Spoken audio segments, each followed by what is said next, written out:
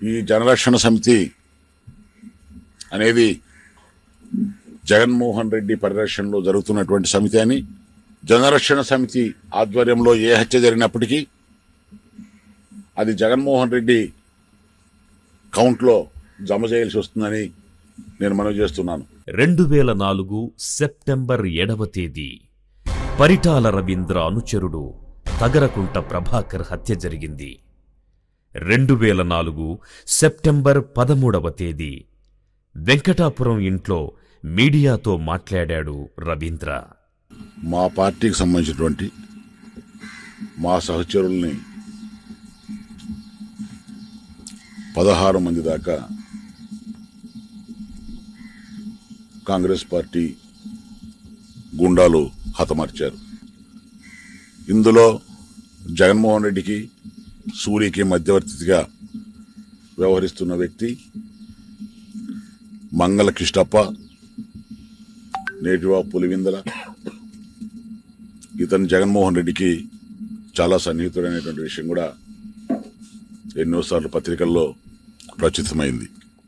ఈ జనరక్షణ సమితి అనేది జగన్మోహన్ రెడ్డి పరిరక్షణలో జరుగుతున్నటువంటి సమితి అని, జనరక్షణ సమితి ఆధ్వర్యంలో ఏ హత్య జరిగినప్పటికీ అది జగన్మోహన్ రెడ్డి కౌంట్లో జమ చేయాల్సి వస్తుందని నేను మనవి చేస్తున్నాను.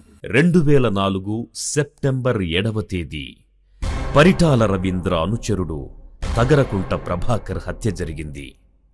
2004 సెప్టెంబర్ 13వ తేదీ వెంకటాపురం ఇంట్లో మీడియాతో మాట్లాడాడు రవీంద్ర. మా పార్టీకి సంబంధించినటువంటి మా సహచరుల్ని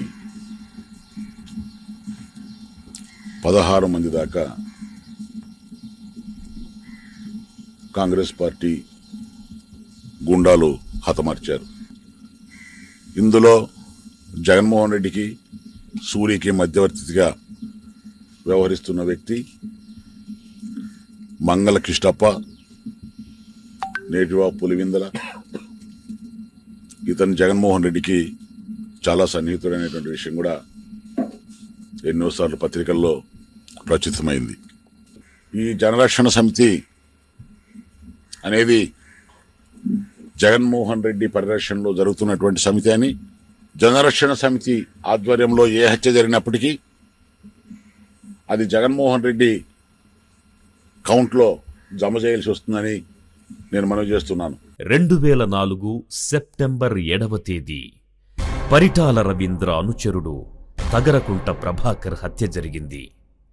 2004 సెప్టెంబర్ 13వ తేదీ వెంకటాపురం ఇంట్లో మీడియాతో మాట్లాడాడు రవీంద్ర.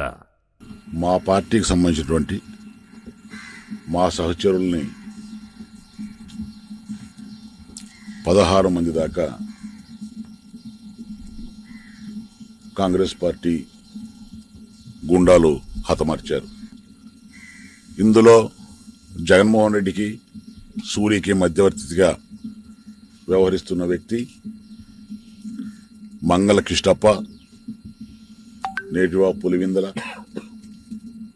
ఇతను జగన్మోహన్ రెడ్డికి చాలా సన్నిహితుడైనటువంటి విషయం కూడా ఎన్నోసార్లు పత్రికల్లో ప్రచురితమైంది.